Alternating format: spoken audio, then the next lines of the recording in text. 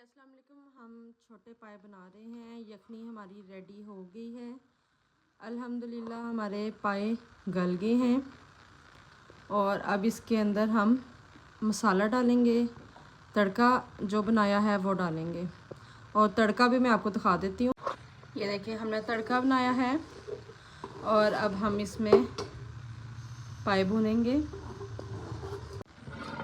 और ये देखें हमारे पाए कंप्लीट और बहुत टेस्टी, बहुत टेस्टी, बहुत मज़े के। ये देखें कितने मज़े के, कितने टेस्टी। और ये देखें और इनके ऊपर ये ऑयल भी देखें और माशाल्लाह माशाल्लाह बहुत मज़े के, बहुत यमी।